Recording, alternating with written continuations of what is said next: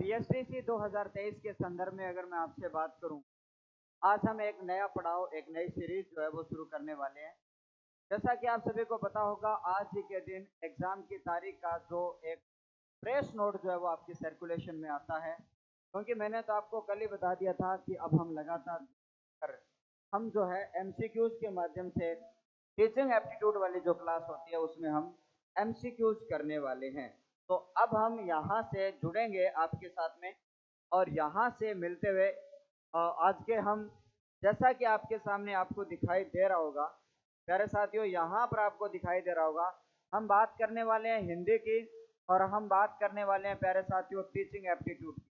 अगर इन दोनों को मिला दिया जाए तो आप सभी को पता होगा कि यहाँ पर 150 नंबर का टीचिंग एप्टीट्यूड आता है और उसके साथ साथ में 90 नंबर की आपकी हिंदी आती है, और दोनों को मिला दिया जाए तो 240 का जो स्कोर है वो कम नहीं होता। क्या नहीं होता प्यारे साथियों? सर 240 का जो स्कोर है वो आपका कम नहीं होता। हम 240 के स्कोर की अगर बात करेंगे तो 210 से लेकर 220 नंबर प्राप्त करने की कोशिश करेंगे। तो मेरे साथ में जुड़े रहना और अगले अब से लेकर अगले 37 दिन तक मैं लगातार आपके बीच में, बाई चांस कोई क्लास मिस हो जाए तो वो अलग बात है, लेकिन मैं लगातार आपके साथ में जुड़ा रहूंगा। साथ ही साथ में हम एमसीक्यूज करेंगे, साथ ही साथ में मैं आपको जो मैराथन क्लासेस है उसकी भी घोषणा आपको कर दूंगा कि सर आप एग्जाम से पहले जो मैराथन लेके आते हो वो हमारे लिए रामबाण साबित होती है, तो वो मैराथन क्लासेस भी मैं आपके लिए लेके आने। प्यारे साथियों, एक बार सभी जुड़ जाइएगा, सेशन को सभी लोग शेयर करना, और हम मॉडल पेपर नंबर 1 जिसके बारे में बात करने जा रहे हैं, हमारा टारगेट ये रहेगा 150 और 90 जो 240 है उसमें हम 210 से लेकर 220 का स्कोर वो क्लियर करें। अगर यहाँ से स्कोर करते हो तो आपको आपके घर का पास का कॉलेज मिल जाएगा। चलिएगा साथियों, प्रारंभ करते हैं आज का पहला क्वेश्चन। सर यहाँ पर आपको क्या करना है, क्वेश्चन जो है उसको सही ढंग से पढ़ते हुए आज के इस सेशन को अपने क्या करने वाले हैं प्यारे साथियों, शुरू करने वाले हैं। तो मैंने यहाँ पर आपको ये कहा है कि सबसे पहला जो मुहावरा आया कि गेहूं के साथ में घुन भी पिस जाते हैं, गेहूं के साथ में घुन भी पिस जाते हैं। सर वॉइस बढ़ाओ, वॉइस तो फुल आ रही है भैया, कम आ रही है क्या वॉइस? वॉइस कम आ रही है क्या बताओ? वॉइस कम आ रही है क्या? बोलिएगा एक बार। हाँ, अब बताइएगा वॉइस फुल आ रही है क्या? हाँ बताओ एक बार सभी साथी। चलिएगा, सबसे पहला क्वेश्चन आपके बीच में है साथियों कि गेहूं के साथ में घुन पिस जाते हैं। सर गेहूं उगने की अपेक्षा उसे पीसना कठिन है। दोषी के साथ निर्दोष भी दंड के भोगी बनते हैं। साफ किए बिना गेहूं पीसने से घुन भी पिस जाते हैं और हमें सोच समझकर कार्य करना चाहिए। आपको क्या करना है, चारों जो, अब ठीक है जी बिल्कुल। अब यहाँ पर आपके सामने आप कहोगे सर चारों जो ऑप्शन है, एक बार सभी साथी सेशन को शेयर कर देना भैया ना। अब से लेकर 8 बजे तक मैं आपको जितने भी ट्यूशन होंगे उनको मैं करवाने वाला हूं। तो यहाँ पर देखिएगा आंसर नंबर क्या हो जाता है आपका कि दोषी के साथ निर्दोष भी आपके भागी बन जाते हैं। क्या बन जाते हैं प्यारे साथियों? सर दोष के भागी बन जाते हैं। तो ये आप सभी को बहुत अच्छी तरीके से याद रखना है कि दोषी के साथ में क्या हो जाता है, निर्दोष के भागी बन जाते हैं। तो गेहूं के साथ में घुन पिस जाते हैं, ये वाला जो मुहावरा जो है वो बिल्कुल एकदम ठीक बैठ जाता है। अगले क्वेश्चन की बात करूंगा, अंधे के आगे रोना अपना दीदा खोना। अंधे के आगे रोना अपना दीदा खोना, सर मुहावरे का क्या अर्थ होगा? यहाँ पर ये कहा गया है कि अंधे के आगे रोना अपना दीदा खोना, मुहावरे का क्या अर्थ यहाँ पर हो जाता है? प्यारे साथियों, यहाँ पर मैंने कहा कि सर जानबूझकर टालना है, निठुरता का व्यवहार करना है, अयोग्य व्यक्ति के सामने दुखड़ा रोना है और निर्धन और दुखी पर ध्यान न देना है। यानी ये कहा गया है कि अंधे के आगे अपना दीदा खोना। इसका अगर सही जवाब दिया जाए तो इसका उत्तर क्या होगा? सर जानबूझकर टालना बात को, निठुरता का व्यवहार करना, अयोग्य व्यक्ति के सामने दुखड़ा रोना, निर्धन और दुखी पर ध्यान न देना। यानी कि अपने यहाँ पर बात करते हैं प्यारे साथियों, तो आपको मैं बता देता हूं सर अयोग्य व्यक्ति के सामने दुखड़ा रोना, इसका क्या हो जाता है प्यारे साथियों? आंसर आपका हो जाता है। तो आप सब लोगों का आंसर बिल्कुल ठीक है। यहां से क्या हो जाता है, सी आंसर बिल्कुल क्लियर हो जाता है। पेपर में सेम इसी पैटर्न पर सवाल आपके आने वाले हैं, आपको ध्यान में रखना है। अगले सवाल की बात करते हैं प्यारे साथियों।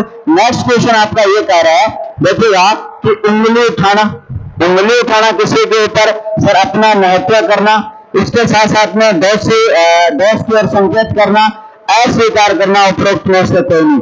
आपको सबसे पहले तो क्या करना है, उपरोक्त में से कोई सा नहीं, ऐसे ऑप्शन को आपको क्या कर देना भाई साहब, डिलीट कर देना है। अब यहाँ पर ये कहा गया है साथियों, किसी के ऊपर उंगली उठाना, राम ने शाम के ऊपर उंगली उठाई, अर्थात दोस्त की ओर संकेत करना। ठीक है, यहाँ पर सीधा सा ऑप्शन आपका क्या हो जाता है, बिल्कुल इनकलाब जिंदाबाद भाई साहब ने कहा सर, डी ऑप्शन आपका यहाँ पर हो जाता है। तो पहले सवाल का उत्तर क्या हो जाएगा साथियों, सर डी आंसर आपका हो जाता है। तो आप सभी को अच्छी तरीके से क्या रखना प्यारे साथियों, याद रखना है। क्या रखना है, याद रखना है, दोस्त की ओर संकेत करना, ये इस मुहावरे का सही अर्थ आपका यहाँ पर हो जाता है। बिल्कुल बी नंबर आपका, एक बार सारा सेशन में शेयर कर जाओ। ठीक है, हाँ अब हम आगे बढ़ते हैं साथियों, अगले पेज पर अपने चलते हैं और अगला क्वेश्चन, दमड़े की घोड़ी छह पसेरी दाना। तो दमड़े की घोड़ी छह पसेरी आना मुहावरे का क्या अर्थ होता है प्यारे साथियों। मैंने यहाँ पर कहा दमड़े की घोड़ी छह पसेरी दाना, व्यर्थ के काम में अपना अधिक खर्च करना, आए व्यय बराबर, पैसे से अधिक खर्च करना, मामूली घोड़ी को ज्यादा दाना खिलाना। ऐसे ऑप्शन को तो क्या कर देना आपको भाई साहब, काट देना है। क्या कर देना, ऐसे ऑप्शन को तो काट देना। यहाँ पर ये कहा गया दमड़ी की जो घोड़ी होती है वह छह पसेरी दाना, यानी कि व्यर्थ के काम में अधिक खर्च करना, आए व्यय दमड़ी तो है लेकिन उसको छह पसेरी दाना उनके ऊपर लगाना।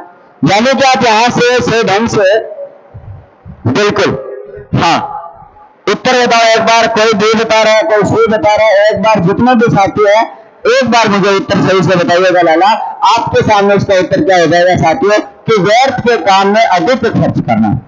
यहां पर देखो हैसियत नहीं पूछी आपको, यहां पर हैसियत नहीं पूछी है, यहां पर कहा दमड़ी, दमड़ी की जो घोड़ी होती है उसमें जो आपका है सर व्यर्थ काम के लिए आप अधिक खर्च करना, इसका मुहावरे का सही अर्थ यहां पर हो जाता है। सर वॉइस सही है, वॉइस में क्या प्रॉब्लम आ रही है बताओ एक बार। एक मिनट रुको, एक मिनट रुको भाई साहब, हाँ हाँ एक मिनट रुको, एक मिनट रुको, हेलो अभी आवाज ठीक आ रही है क्या, एक बार चेक करके बताइएगा। क्या प्रॉब्लम आ रही है, एक मिनट आप सही से चेक करके बताना। सर वॉइस, सर एक मिनट रुकते हैं, वॉइस वॉइस वॉइस वॉइस, एक मिनट रुकिए।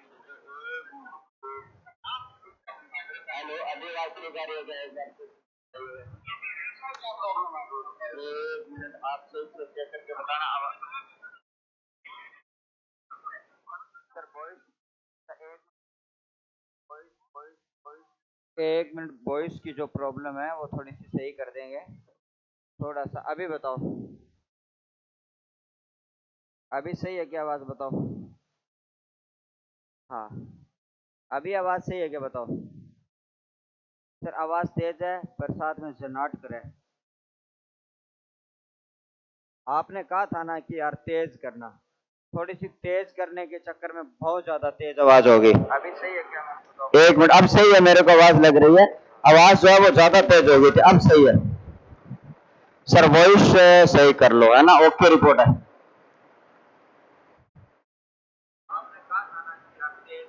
हाँ ठीक है, आप आवाज से ईयरफोन डाल लो भाई, आवाज वगैरह आ जाएगी। एक मिनट, अब सही है, मेरे को आवाज लग रही है, आवाज जो है वो ज्यादा तेज हो गई, अभी अभी वापिस खराब होगी। चलो आगे बढ़ते हैं, और आवाज जो है,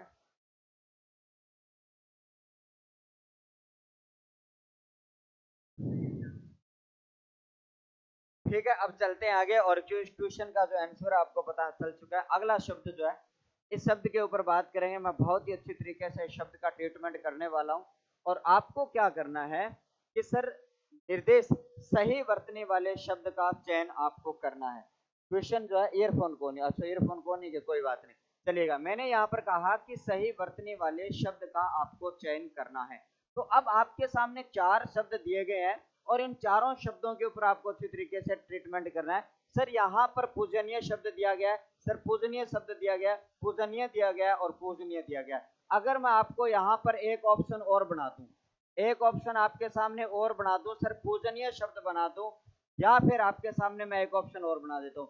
अब यानी कि आपके सामने मैंने 5 ऑप्शन बना दिए हैं एक इक्वेशन के लिए, तो आप आंसर मुझे कौन सा दोगे? चलो अब यहां पर अपने बात करेंगे, तो आपके सामने देखो, सबसे पहले अपने बात करते हैं प्यारे साथियों, मूल रूप से क्रिया जो होती है वो आपकी कौन सी होती है प्यारे साथियों? पूजना जो शब्द है उसमें जो है वो आपकी मूल रूप से क्या होती है? क्रिया होती है। क्या होती है भैया? सर मूल रूप से आपको याद रखना, सर पूजना जो है उसमें क्रिया बचती है।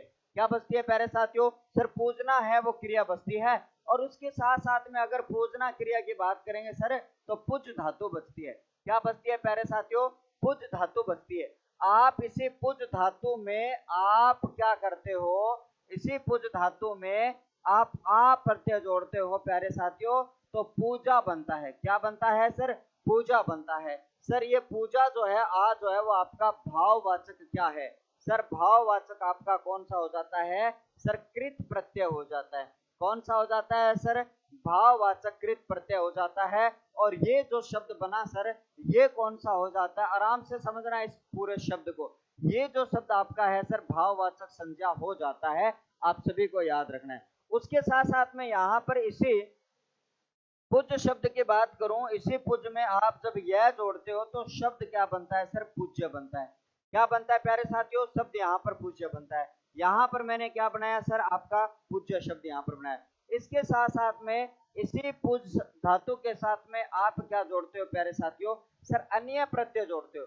कौन सा प्रत्यय जोड़ते हो प्यारे साथियों? सर अन्य प्रत्यय जोड़ते हो। सर यह जो अन्य प्रत्यय जो होता है वो आपका विशेषणवाचक प्रत्यय होता है। कौन सा प्रत्यय होता है प्यारे साथियों? सर विशेषणवाचक क्या होता है आपका?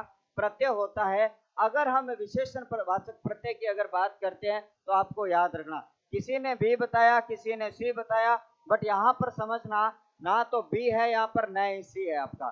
ठीक है सर, ये सारे के सारे ऑप्शन खोटे थे, इसलिए मैंने क्या कर दिया, एक नया ऑप्शन आपके सामने जोड़ दिया। और आप जैसे इन दोनों शब्दों का योग करोगे लाला, तो आपके सामने शब्द कौन सा बनेगा सर? पूजनीय शब्द बनेगा। क्या बनेगा साथियों? पूजनीय शब्द बनेगा। और आपसे ये पूछ लिया जाए कि पूजनीय शब्द में आपका कौन सा प्रत्यय हो जाता है, तो आप सभी को याद रखना, सर पूजनीय जो शब्द है उसमें कौन सा प्रत्यय हो जाता है प्यारे साथियों? सर अन्य प्रत्यय हो जाता है। सर कैसा प्रत्यय है आपका? ये सर विशेषणवाचक प्रत्यय होता है। तो इसका ऑप्शन कौन सा हो जाएगा आपका? सर ए नंबर ऑप्शन हो जाता है। सर सब में से आपका ये वाला जो है वो है, बाकी सारे खोटे। सर पूज्य शब्द बनता है, ठीक है, उसके साथ साथ में पूजा बनता है शब्द, और उसी तरीके से पूज में अन्य जोड़ोगे तो आपका पूजनीय जो शब्द बनेगा, ये आप सभी को अच्छे तरीके से याद रखना है। एक बार सारा का सारा सेशन शेयर कर दो भैया। अब हम इसी तरीके से परमानेंट हर दिन क्या करने वाले हैं? अपने क्वेश्चनों को अच्छी तरीके से करने वाले हैं। अगला क्वेश्चन आपके बीच में कौन सा आता है? निम्नलिखित में से सही वर्तनी वाला जो शब्द है उसका चयन करिएगा। निम्नलिखित में से आपको सही वर्तनी वाला जो शब्द है, 4 शब्द आपको दिए गए हैं सर, एक एक जो शब्द है। हाँ जी, हाँ, अब अपने बात करते हैं प्यारे साथियों, कुल मिलाकर के सही वर्तनी वाले जो शब्द का चयन है वो आपको करना है। तो आप सभी को यहाँ पर याद रखना कि सर निम्नलिखित में से कौन सा जो है ऑप्शन आपका ठीक है। यहाँ पर मुमूर्षु शब्द दिया गया है। सर मुमूर्षु का मतलब क्या होता है इसके बारे में तो मैं आपको बाद में बताऊंगा, लेकिन आपको यहाँ पर याद रखना है प्यारे साथियों। सभी को गुड इवनिंग, नमस्कार, राधे राधे। आपको उत्तर बताना है सर, दिया गया जो है, अब आपकी उल्टी गिनती शुरू हो चुकी है भैया। 37वां दिन है आज, और ये कट जाएगा, और कल 36 दिन बचेंगे। सर 28 अगस्त को एग्जाम होने वाला है, लगातार परीक्षा पर भार होने वाला है, लगातार आपके बीच में यूं ही आने वाला हूं। चलिएगा, अब 10-10 घंटे वाली मैराथन भी लेके आने वाला हूं। मत घबराइएगा, मत घबराइएगा, जब तक सूरज सर, रावत सर है, जब तक आप लोगों को फिक्र नहीं करनी है मेरे भाई। चलेगा, उत्तर नहीं आ रहा, आंसर क्या हो जाएगा? सी आंसर हो जाता है सर। यहाँ पर मुमूर्षु का मतलब होता है सर मरने वाला, जिसको मरना होना वो है। लेकिन सर एक शब्द और आता है यहाँ पर, सर एक शब्द आता है सर मुमूर्षा आता है, एक और शब्द आता है प्यारे साथियों, सर वो कौन सा होता है? मुमूर्षा होता है। सर मुमूर्षा का मतलब क्या होता है प्यारे साथियों? सर मरने की इच्छा होता है। क्या होता है प्यारे साथियों? मरने की जो इच्छा होती है उसे क्या कहा जाता है प्यारे साथियों?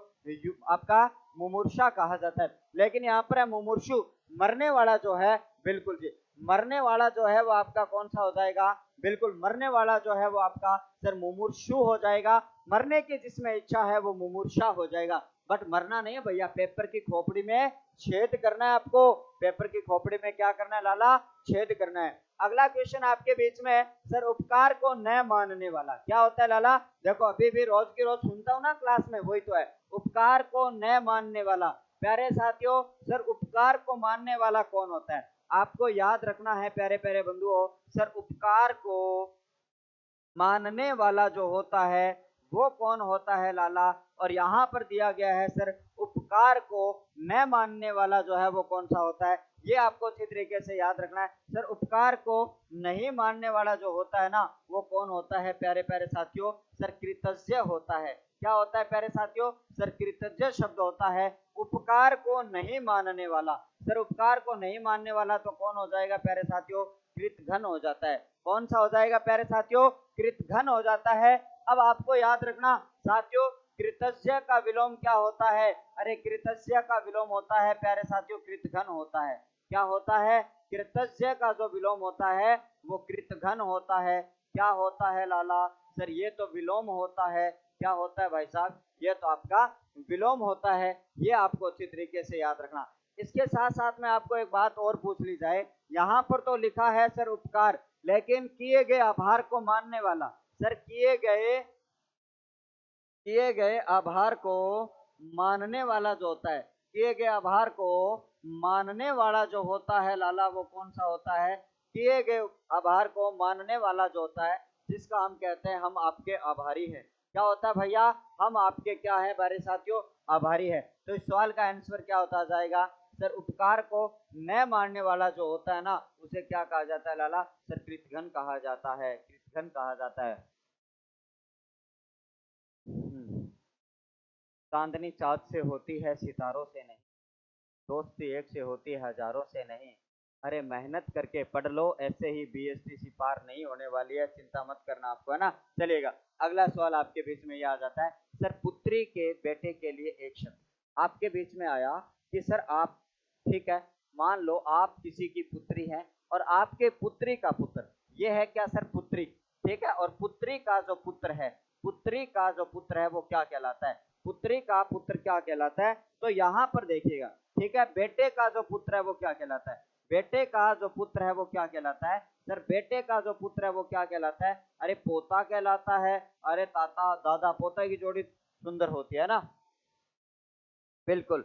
अब यहाँ पर अपने बात करते हैं प्यारे साथियों, मैंने कहा कि बेटे का जो पुत्र है वो कौन है? सर बेटे का जो पुत्र है प्यारे साथियों वो पोता है।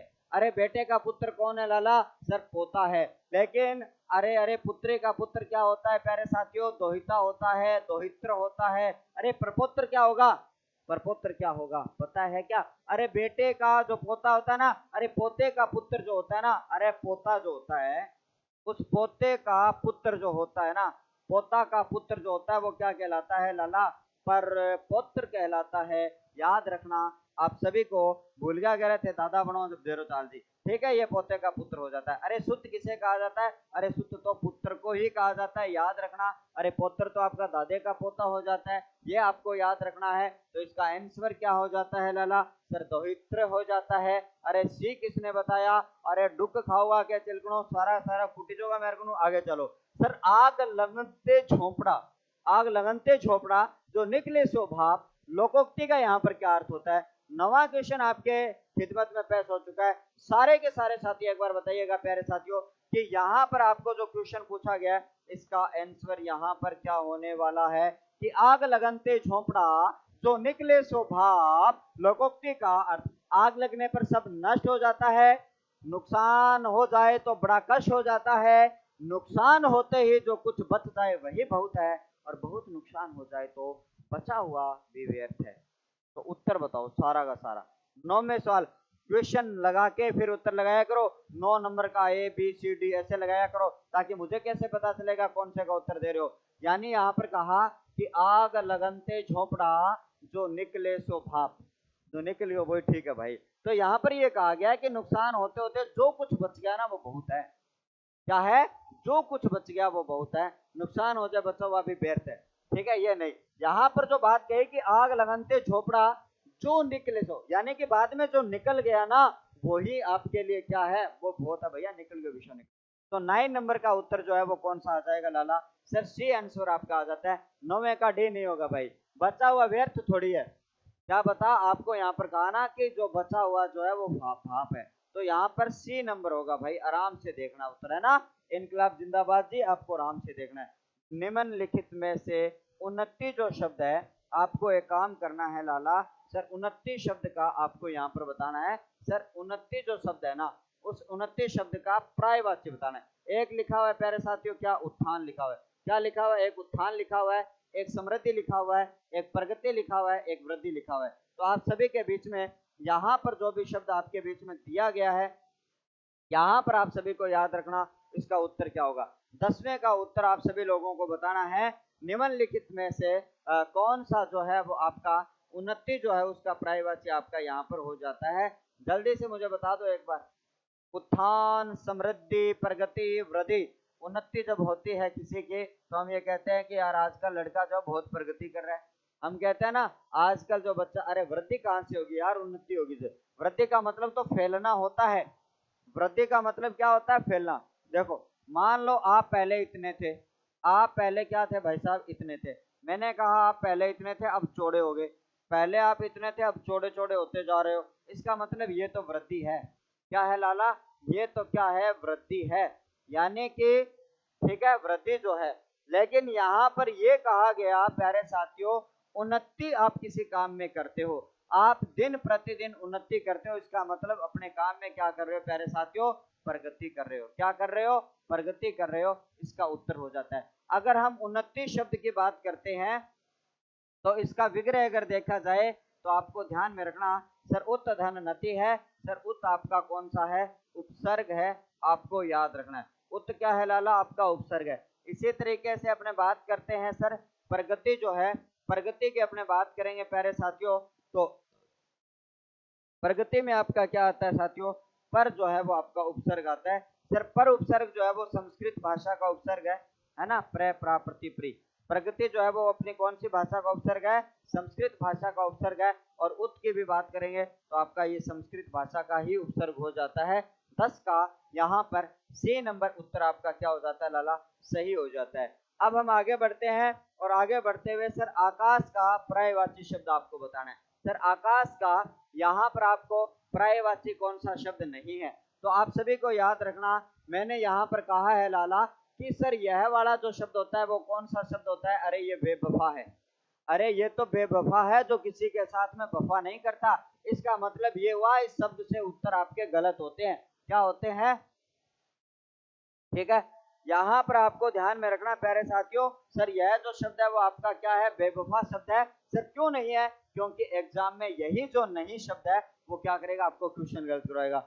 जब आप पेपर दे के आ जाओगे बाद में देखोगे ना कि यार ये नहीं तो मैंने पढ़ाई नहीं, हे मेरी माँ मैंने तो इस नहीं को देखा नहीं और मेरा सवाल गलत हो गया। तो आपको यहाँ पर ध्यान में रखना प्यारे साथियों, वह जो शब्द है उसका मतलब क्या नहीं होता है।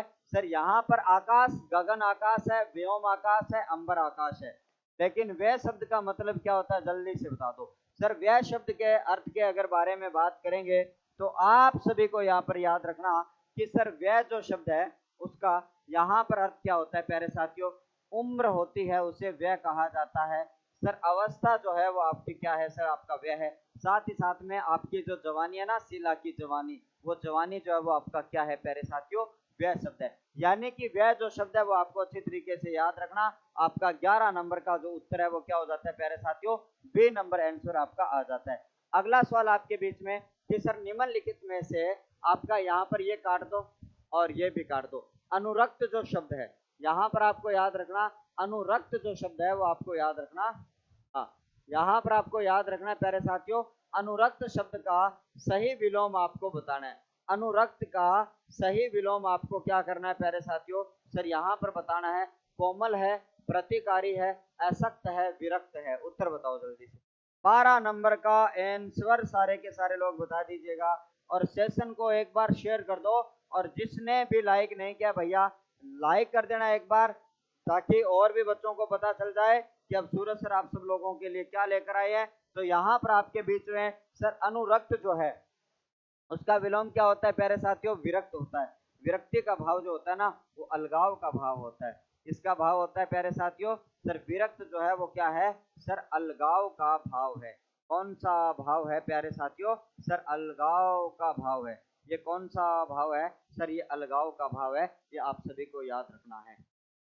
किसका भाव है ये? अलगाव का भाव है। चलिएगा, अब हम यहाँ पर आगे बढ़ते हैं। कुल मिलाकर तो यहाँ पर ये किसका भाव हो जाता है प्यारे साथियों? सर ये अलगाव का भाव हो जाता है। तो यहाँ पर आपका अगला क्वेश्चन आपके बीच में आता है सर, कुल मिलाकर देखिएगा, हीनता शब्द का विलोम आपको बताना है। हीनता का विलोम आपसे पूछा है। हीनता का विलोम आपका क्या होता है? तो जल्दी से मुझे बताइएगा सर। प्रभाविकता है, श्रेष्ठता है, विश्वास है, प्रबलता है।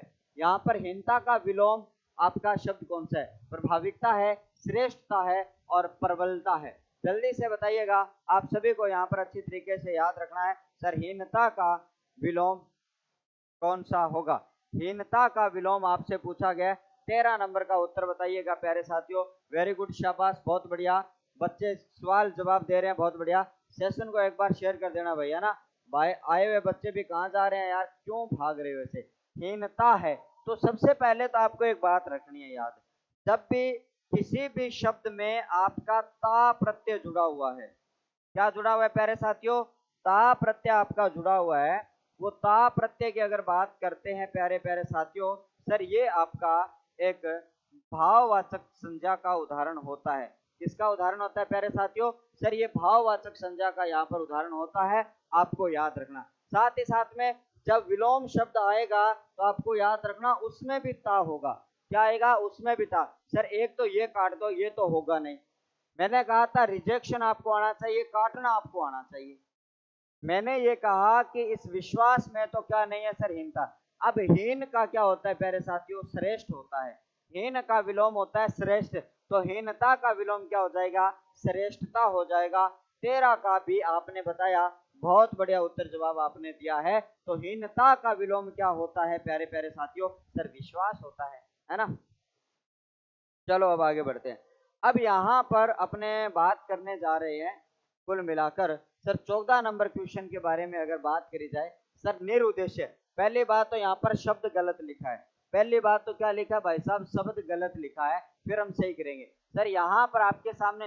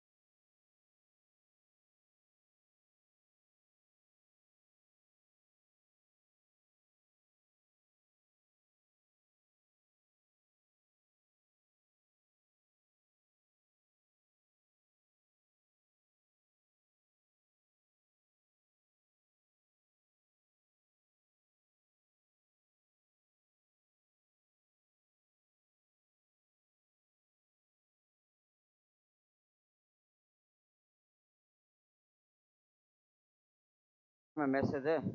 अब बताओ आवाज आ गई के? अब बताओ आवाज आ गई? सेल साल गाल दिया मैं, सेल बढ़ जाए यार सारा दिन, है ना। आवाज आवाज आवाज आवाज। ये लो जी, आवाज वगैरह आ चुकी है। बताओ एक बार आवाज आ गई के? हाँ आवाज आपकी आ चुकी है ना। चलिएगा, अब हम आगे बढ़ते हैं। तो इन सभी शब्दों में क्या है, आपका स उपसर्ग का जो प्रयोग है वो आपका किया गया है। अब हमने ये कहा, आपको तो ये पूछा गया है सर यहाँ से निरुद्देश्य जो शब्द है उसमें कौन सा उपसर्ग है, सर निरुद्देश्य उपसर्ग है। बाकी आगे चलोगे तो आगे वाले शब्द में भी आपका उपसर्ग रहता है, बट यहाँ से आपको ये बताना है सर यहाँ से उत्तर इसका कौन सा हो जाता है। तो आप सभी को याद रखना, इसका आंसर जो है वो आपका कौन सा हो जाएगा, स उद्देश्य हो जाएगा। क्या हो जाएगा, स उद्देश्य हो जाएगा। यानी कि 14 नंबर का उत्तर आप सब लोग बता रहे हैं, बिल्कुल बी आंसर आपका यहाँ पर हो जाता है। अगला सवाल आपके बीच में आया कि निम्नलिखित में से आपको रेखांकित शब्द का समानार्थी शब्द छांटना है। प्रतिष्ठा शब्द दिया गया है। प्रतिष्ठा शब्द की बात अगर बाद में करेंगे, इससे पहले आपको इसका समान अर्थ देने वाला जो शब्द है उसके बारे में आपको बताना है। सर आदर है, यश है, ख्याति है, प्रशंसा है। प्रतिष्ठा, हम सब की प्रतिष्ठा दांव पर है, हम सब की प्रतिष्ठा दांव पर है। 15 नंबर का उत्तर आपको बताना है, हम सब की प्रतिष्ठा जो है वो दांव पर लगी हुई है। सबसे पहले अपने बात करते हैं प्यारे साथियों, सर प्रतिष्ठा शब्द में कौन सी संधि लगती है, सर व्यंजन संधि लगती है।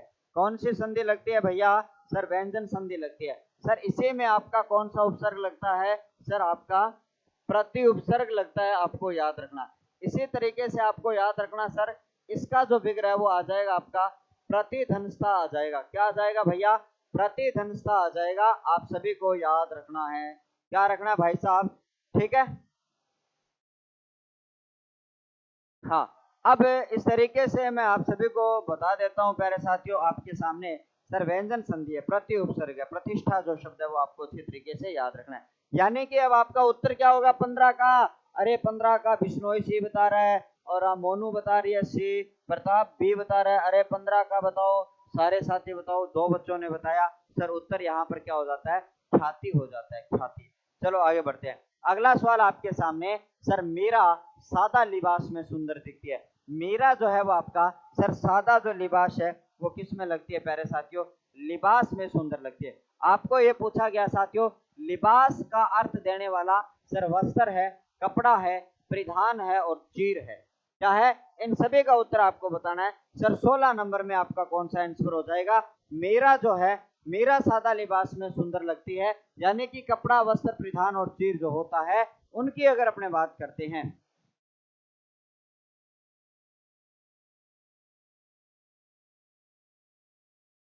तो कपड़ा हो जाता है, वस्त्र हो जाता है, परिधान हो जाता है और आपका चीर हो जाता है।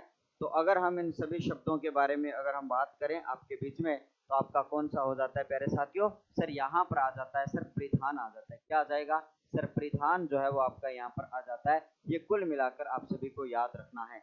उत्तर आप सब लोगों ने नहीं बताया, बिल्कुल। अब देखो सर, ये सभी के सभी कपड़े के पर्यायवाची।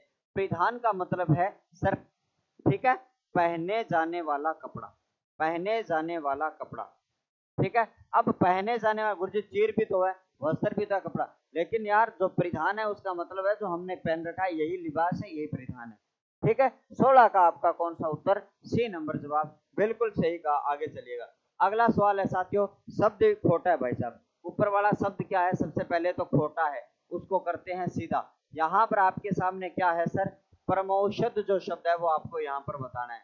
यानी कि आप सभी को इसका इसमें आपको क्या बतानी है सर, संधि बतानी है। आपको क्या करना है प्यारे साथियों, इस शब्द में आपको संधि बतानी है कि दिया गया जो शब्द होता है इसमें आपकी संधि कौन सी लगती है, कौन सी संधि लगती है, ये आप सभी को बताना है। तो बताइएगा सर, परमौषध जो शब्द है सर आपको ध्यान में रखना। विसर्ग संधि की अगर बात करते हैं तो विसर्ग संधि में आपका प्रथम शब्द के अंत में क्या आता है सर, विसर्ग आता है और प्लस के बाद में आपके 44 जो वर्ण है वो आपके आ जाते हैं। ज्ञान स्वर संधि में प्रथम शब्द के अंत में क्या आता है, हर्षवई, ठीक है, दीर्घ, हर्षव और दीर्घ के बाद में आपका री आता है, ठीक है। और इसके बाद में आपकी जो कंडीशन लगती है वो ये लगती है सर असमान स्वर की। क्या लगती है सर, एक कंडीशन लगती है जिसको हम असमान स्वर कहते हैं। अब हम यहाँ पर बात करें कि सर वृद्धि संधि जो होती है उसमें क्या होता है सर, वृद्धि का आदेश होता है। किसका आदेश होता है प्यारे साथियों, सर वृद्धि का आपका आदेश होता है। किसका आदेश होता है, सर वृद्धि का आदेश होता है। सर जुड़ा हुआ शब्द है, उसमें आई की मात्रा आती है और उसमें कौन सी मात्रा आती है आपके बीच में, सर यहाँ पर आपको याद रखना सर औ की मात्रा आती है। ये मैंने आपको अच्छी तरीके से बताया कि जब भी आप इनको पढ़ोगे तो आपको एक चीज याद रखनी है, आपको एक बात याद रखनी है सर यहाँ पर है औ की मात्रा। कौन सी मात्रा है लाला? सर औ की मात्रा है। और औ की मात्रा में संधि कौन सी होती है आपकी? सर औ की मात्रा में आपकी वृद्धि स्वर संधि होती है। कौन सी? सर वृद्धि स्वर संधि होती है। इसका मतलब यहाँ पर कौन सी सर? ठीक है, स्वर संधि। अब यहाँ पर अपने इस शब्द के विग्रह की बात करते हैं, तो सर इसका विग्रह हम कैसे करेंगे? आप सब लोगों को नहीं बताया क्या हम विग्रह कैसे करते हैं? जब आपके सामने यहाँ पर परमौषध जो शब्द लिखा गया है, अगर यहाँ पर परमौषध शब्द की बात अगर करी जाए तो आपको याद रखना सर, आप क्या करोगे? सबसे पहले आपको यहाँ पर मात्रा निकालनी है इस औ की। किसकी? औ की मात्रा आपको निकालनी है। और औ के बाद में क्या बचा हुआ है सर? आपका सद बचा हुआ है। और यहाँ पर शब्द बचा हुआ है सर परम। अब जब आप इनमें से विग्रह करोगे, इनका सब आप विग्रह करोगे, तो आप सभी को याद रखना सर ये आपका क्या होता है? ए या आ के बाद में अगर आप हर ओ और औ को मिलाओगे तो आपका जो जुड़ा हुआ जो है वो क्या बनेगा सर? औ बनेगा। अब आपको एक काम याद रखना है, मैंने कहा था कि इधर वाली मात्रा इसमें जोड़नी है, इधर वाली मात्रा आपको इसमें जोड़नी है। जोड़ जाऊंगा गुरुजी, इसमें क्या बड़ी बात है? तो जोड़ो सर। परम में एक बार आपकी ए की मात्रा जुड़ेगी, ठीक है, और एक बार इसी परम में आपकी आ की मात्रा जुड़ेगी। जब हम आगे बात करेंगे उसके साथ में आपका औषध जो शब्द है उसमें कौन सी मात्रा जुड़ेगी? तो यहाँ पर आपकी औषध की मात्रा जुड़ेगी और यहाँ पर आपका औषध जुड़ेगा। अब देखो वृद्धि संधि के नियम से आपको करना क्या है? आपको वृद्धि संधि के नियम को आपको करना क्या है? तो आपको अच्छी तरीके से याद रखना, ठीक है। आपको याद ये रखना है कि कुल मिलाकर आप सभी को बताता हूं कि सर आप परम और औषध में अगर बात करते हो, सर परम औषध शब्द है और यहाँ पर आपका सही विग्रह क्या हो जाता है प्यारे प्यारे बच्चों? सर परम शब्द है और उसके साथ साथ में आपको याद रखना है सर औषध शब्द बनता है। क्या बनता है सर? औषध जो शब्द है वो आपका यहाँ पर बन जाता है। इसका मतलब इसमें संधि कौन सी लगती है साथियों? सर आपकी वृद्धि स्वर संधि लगती है। ये लो जी, हमने इसका कर दिया ट्रीटमेंट। अयादी संधि में क्या होता है प्यारे साथियों? प्रथम शब्द के अंत में ए आता है, ऐ आता है, ओ आता है और इसके बाद में आपका औ आ जाता है। यानी कि पहले शब्द के अंत में ये आते हैं तो स्वाभाविक सी बात है एक ही संधि होती है। ये जब आता है तो आपकी कौन सी संधि होती है? अयादी स्वर संधि यहाँ पर होती है। ये आपको ध्यान में रखना। नेक्स्ट क्वेश्चन आपका कौन सा हो जाता है? अगला क्वेश्चन आपके बीच में ये आया, फिर से यहाँ पर खोटा लिखा गया, शब्द खोटे बहुत लिखे गए। आपने काम किया ठीक करने में। आपको ये पूछा गया है सर चंद्र में कौन सी संधि लगती है? ये आपको बताना है। सर चंद्र में संधि कौन सी लगती है प्यारे प्यारे बच्चों? आप सभी को याद करना है, ठीक है। सर चंद्र में संधि आपकी कौन सी लगती है? आपकी अयादी संधि लगती है, आपकी विसर्ग लगती है, व्यंजन लगती है या यण संधि लगती है? चारों में सोच के बताना है आपको कि सर चंद्र जो शब्द है उसमें संधि आपकी कौन सी लागू होती है? बताओ एक बार सारे के सारे साथी, है ना। 17 नंबर की अगर 18 नंबर सवाल की अगर बात करी जाएगी तो आप सारे के सारे जितने भी मेरे साथी जो जुड़े हुए हैं वो मुझे बताएंगे कि सर 18 नंबर में आपकी कौन सी संधि लगी है। अरे लाइक किसने नहीं किया है? कंजूस आदमियों, बताओ जल्दी से। अब 17 का सीन है, 18 का बताओ सारे के सारे। बेक क्यों चल रहे हो? अरे 18 18 18 18। चलो अपने बात करते हैं। सर चंद्र जो शब्द है उसका अगर विग्रह देखा जाए सर दो च है। सर दोनों च को कर लो बाहर। क्या कर लो? सर दोनों च को हमने किया बाहर तो आपके सामने शब्द क्या बना? सर ये बना। हमने क्या किया? दोनों च को कर लिया बाहर और जैसे ही हमने बाहर किया है तो आपको एक बात याद रखनी है कि एक तो संधि होती है जिसमें च का आगम होता है, एक ऐसी संधि होती है जिसमें क्या होता है? सर च का आगम होता है। यहाँ पर आपको चंद्र दिया गया, च का आगम कैसे होगा? जब दूसरा छ होता है तब यहाँ पर च का आगम होता है। इसका मतलब यहाँ पर च का तो आगम नहीं हुआ। एक बात आपको निश्चित रूप से याद रखनी है कि इसमें कौन सा आगम नहीं हुआ? च का आगम नहीं हुआ। इसका मतलब है यहाँ पर क्या बनेगा? या तो तय बनेगा या फिर तय बनेगा। किसका? इस तय का। जब आप व्यंजन संधि पढ़ते हो तो आपको पता चलेगा इसमें क्या होता है आपका। कुल मिलाकर आपको एक बात याद रखनी है, सर शरत धन चंद्र आता है, यहाँ पर आपको याद रखना सर शरद धन चंद्र आता है, ये भी आपको याद रखना सर, दोनों के दोनों शब्द प्रचलित है, बट आपको याद रखना साथियों शरद धन चंद्र यहाँ पर कौन सी संधि से बनता है सर, व्यंजन संधि का ये भी आपका क्या हो जाता है, यहाँ पर ये व्यंजन संधि के नियम से आपका ये बन जाता है। शरद चंद्र की अगर बात करें तो आपका तय और दय के बाद में 11 वर्ण ऐसे होते हैं। रूल क्या है सभी बच्चे सुनना ध्यान से टाबरो, कि तय और दय के बाद में आपके 11 जो वर्ण आते हैं सर वही रूल है। अब 11 वर्ण किस किस को याद है भैया सर, 11 वर्णों के बारे में अगर बात करी जाए तो 11 वर्ण आपके कौन से होते हैं मुझे बताओ एक बार।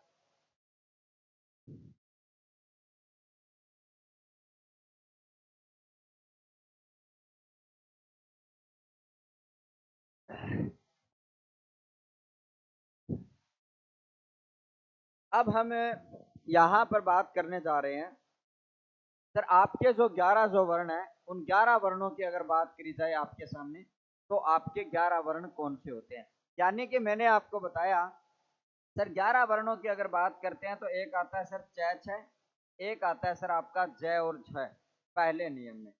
दूसरे नियम की बात करते हैं प्यारे साथियों तो एक आता है आपका टैट है, एक आता है आपका डे और ढ, ये आपका दूसरा नियम है। तीसरे नियम की अगर मैं बात करता हूँ प्यारे साथियों, एक आता है स, चौथे की बात करूंगा एक आता है, और पांचवे की बात करूंगा एक आता है ल। यानी कि आपके सामने यहाँ पर दिए गए सभी जो शब्द है अगर वो 11 वर्णों में आ जाते हैं तो यहाँ पर इन 11 वर्णों पर आपको क्या करना होता है सर, इस तय दय को स्पेशल परिवर्तन होता है। कई बार तो ये लोप हो जाते हैं, कई बार यहाँ पर पंक्ति को देखकर हमें क्या करना होता है, इनके कुछ स्पेशल परिवर्तन करने होते हैं। यह व्यंजन संधि का नियम है और इसी नियम के माध्यम से बिल्कुल हाय नमस्कार भैया स्वागत है आपका। आइएगा यहाँ पर अपने अगले सवाल पर चलते हैं, और स्वल्प में कौन सी संधि होती है आप सभी को अच्छी तरीके से याद रखना है प्यारे साथियों। यहाँ पर आपके बीच में लिखा गया है सर स्वल्प में कौन सी संधि है। तो बीएसटीसी वाले बच्चों को आज मैं जब उपसर्ग पढ़ा रहा था तो हमने इस शब्द के ऊपर बहुत अच्छी तरीके से बात करी थी। मैंने आपके सामने 4 शब्द लिखे थे प्यारे साथियों। एक शब्द आता है आपका स्वागत, ठीक है, एक आता है सर स्वल्प, एक आता है प्यारे साथियों स्वच्छ शब्द आता है, और एक शब्द आता है प्यारे प्यारे बच्चों सर स्वस्ति शब्द आता है। और यहाँ पर अपने बात करते हैं प्यारे साथियों, एक शब्द आता है आपका स्वस्थ शब्द आता है। कौन सा आता है सर, स्वस्थ, जो स्वयं में स्थित है उसे स्वस्थ कहा जाता है। उसी तरीके से एक शब्द आता है प्यारे साथियों आपका कौन सा, स्वास्तिक शब्द आता है। और एक शब्द की बात करेंगे लाला तो आपका कौन सा सर, स्वाधीन शब्द आता है। एक शब्द के बारे में बात करेंगे प्यारे बच्चों तो स्वाश्रित शब्द आता है। और ऐसे अगर हम जानेंगे कि सर कौन से में क्या लगा हुआ है तो यहाँ पर आप 19 का डी बताया जा रहा है लाला, तो संधि इसमें कौन सी लगती है हम यहाँ पर बात करेंगे। बट यहाँ पर इससे पहले इस सवाल का जो ट्रीटमेंट है वो मैं कर देता हूँ आपको अच्छी तरीके से। आपको क्या करना है अच्छी तरीके से, पहले तो मैं इन सारे शब्दों को, गड़बड़ हो गई भाई साहब है ना, ये तो पीपीटी वाली हिलेगी नहीं, आगे चलो। अब यहाँ पर अपने बात करते हैं प्यारे साथियों, सर सुधन आगत है, क्या है सर, सुधन आगत है। इसी तरीके से स्वल्प की बात करेंगे सर, सुधन अल्प है आपका, सुधन अल्प है। और सुधन आपका क्या है साथियों, अच्छा है ना, अच्छा सिला दिया तूने मेरे प्यार का, है ना। आगे चलिएगा प्यारे साथियों, सुधन अस्थि आपका हो जाता है, क्या हो जाता है प्यारे साथियों, सुधन आपका अस्थि हो जाता है। लेकिन आगे हम बढ़ेंगे तो स्वधन क्या हो जाता है, स हो जाता है। आगे चलेंगे प्यारे साथियों, सर स्वधन क्या हो जाता है सर, आस्तिक हो जाता है, आस्तिक हो जाता है। सर स्वाधीन की बात करते हैं तो स्व में अधीन है उसे स्वाधीन कहा जाता है। अरे स्व पर जो आश्रित है उसे क्या कहा जाता है प्यारे साथियों, सर स्वाश्रित कहा जाता है। अब आप सभी शब्दों में देखोगे, क्या देखोगे प्यारे साथियों, आप सभी शब्दों में अगर आप यहाँ पर देखोगे तो आपको अच्छी तरीके से याद रखना है सर, यहाँ पर संधि कौन सी लगती है प्यारे साथियों, सर यण स्वर संधि लगती है। कौन सी संधि लगती है सर, यण स्वर संधि लगती है। और इन शब्दों में आपका सु उपसर्ग लगता है, और इन सभी शब्दों में आपका कौन सा उपसर्ग लगता है सर, स्व उपसर्ग लगता है। यही तो आपको समझना है, क्या समझना है, यही तो आपको अच्छी तरीके से समझना है। चलो भाई साहब अब हम आगे बढ़ते हैं, और आगे बढ़ते हुए अगला जो सवाल है उसके ऊपर अपने चर्चा करते हैं। सर यण संधि, और मैं ये कह रहा हूं एग्जामिनर की फेवरेट संधि है सर इलू इलू संधि है। कौन सी संधि है? यण स्वर संधि जो है वो एग्जामिनर की इलू इलू संधि है, ध्यान में रखना। सर गुण संधि भी इलू इलू संधि है। हाँ गुरुजी इलू इलू संधि है। अगला सवाल आपके बीच में, रेखांकित पद। अरे गुरुजी रेखांकित तो पद कोई दिया ही नहीं, हम किस में समास देंगे? तो आपको मैं यहाँ पर वो लाइन लिखा देता हूं कि नाथ दशानन कर में भ्राता, नाथ दशानन कर में भ्राता। यहाँ पर आप सभी को याद रखना है नाथ दशानन कर में भ्राता, और उसके साथ साथ में आप सभी को याद रखना है दशानन शब्द में कौन सा समास है। जल्दी से बताना है, ये बहुत इंपॉर्टेंट आपके लिए। हमारे अंदर जो चश्मा लगा होता है समास का, उस समास के चश्मे को उतारना है। मैंने ये कहा कि प्यारे प्यारे साथियों, सर दशानन का ये इलू क्या होता है? अरे इलू इलू का मतलब तो आप सबको पता होता है, चलेगा। सर दशानन में कौन सा समास होता है, ये आपको अच्छी तरीके से याद रखना है। सर वैसे देखा जाए तो यहाँ पर अपने बात करते हैं, सर दशानन जो शब्द है वो 10 और आनंद से बना हुआ है। सर आनंद का मतलब है सर मुख है। क्या है? आनंद का मतलब मुख है। सर आप मुझे बताओ, सभी के सभी बच्चे जवाब देंगे सर यहाँ पर। हाँ आगे बढ़िएगा प्यारे साथियों, यहाँ पर लिखा है कर्मधारय, बहुब्रीहि, द्वंद्व और द्विगु। अब आपको एक शानदार सी बात समझनी है और इस सवाल का उत्तर आपको बताना है कि नाथ दशानन कर में भ्राता। चलो भाई बताओ, यहाँ पर आपके सामने उत्तर बता दो रहे इस सवाल का, बहुत इंपॉर्टेंट है। उसके बाद में आपके लिए अगले जो सवाल है वो यहाँ पर कौन से हो जाते हैं, टीचिंग एप्टीट्यूड के सवाल मैं लेने वाला हूँ अगले 10 मिनट तक। तो यहाँ पर उत्तर क्या हो जाएगा प्यारे साथियों? सर यहाँ पर आपको याद रखना सर द्वंद्व समास हो जाएगा, क्योंकि यहाँ पर देखो नाथ दशानन में भ्राता, यहाँ पर रावण की बात नहीं हो रही है। किसकी बात नहीं हो रही है प्यारे साथियों? रावण की बात नहीं हो रही है, अर्थात यहाँ पर 10 आनंद का समूह जो है उनकी बात हो रही है। 10 आनंद का जो समूह है उसकी जब बात होती है तो यहाँ पर आपका द्विगु समास होता है। ये बात आपको बहुत अच्छी तरीके से याद रखनी है। अगला सवाल, विद्यालय का मुख्य उद्देश्य क्या है? टीचिंग एप्टीट्यूड के सवाल आपके आ चुके हैं, बताओ। टीचिंग एप्टीट्यूड की अगर बात करेंगे प्यारे साथियों तो सवाल आ चुका है, सर विद्यालय का मुख्य उद्देश्य क्या है? सर धन कमाना, ख्याति अर्जित करना, सामाजिक उत्थान करना और छात्रों के हित में शैक्षिक कार्य करना। यहाँ पर आप सभी को याद रखना, कुल मिलाकर आपसे ये पूछा गया कि विद्यालय का मुख्य जो काम है वो क्या है। विद्यालय का मुख्य जो काम है वो आपका क्या है, ये बात आपको अच्छी तरीके से याद रखनी है। तो इस सवाल का उत्तर हो जाता है प्यारे साथियों, सर विद्यालय का मुख्य काम होता है कि छात्रों के लिए शैक्षिक कार्य में क्या किया जाए, शैक्षिक कार्य किया जाए, बालकों के हित में शैक्षिक कार्य किया जाए। इसलिए इसका उत्तर क्या हो जाएगा प्यारे बच्चों? विद्यालय का मुख्य उद्देश्य होता है। सर उद्देश्य शब्द को सही से लिखना, ठीक है। आगे बढ़िएगा, अगला सवाल आता है, जो पाठ्यक्रम आप अपने छात्रों को पढ़ा रहे हैं, क्या उस पाठ्यक्रम की विषय वस्तु स्पष्ट नहीं है? तो आप क्या करेंगे? मान लो आपको कोई भी टीचिंग एप्टीट्यूड पढ़ा रहा है, उसका पाठ्य जो क्रम है वो स्पष्ट नहीं है, तो हम क्या करेंगे उसके प्रति? आप लोग टीचर हो तो आप लोग क्या करोगे? तो आपको ऐसे ही सोचना ना, आप क्या करोगे। तो यहाँ पर देखिएगा, साथ ही वरिष्ठ अध्यापक से समझ लूंगा, उसे पढ़ने के लिए छोड़ दूंगा, छात्रों को उल्टा सीधा पढ़ा दूंगा, विषय को समझने के लिए स्वाध्याय करूंगा। मान लेते हैं विषय वस्तु स्पष्ट नहीं है, तो आपको क्या करना होता है? तो आपको क्या करना है बताओ? जो पाठ्यक्रम आप अपने छात्रों को पढ़ा रहे हैं, पाठ्यक्रम विषय वस्तु स्पष्ट नहीं है, तो यहाँ पर आप क्या करोगे बताओ? बहुत ही अच्छा क्वेश्चन है आप सभी लोगों के लिए। अगर आप पीटीईटी के जो बीएसटीसी की जो टीचिंग मेथड है उनको सही करना चाहते हो, तो आपको प्रश्नों की लैंग्वेज जो है वो आपको अच्छी तरीके से समझ में आनी चाहिए। तो यहाँ पर देखो, तो पहले क्या किया जाएगा, वरिष्ठ अध्यापक जो है उनसे सलाह ली जाएगी। क्या ली जाएगी?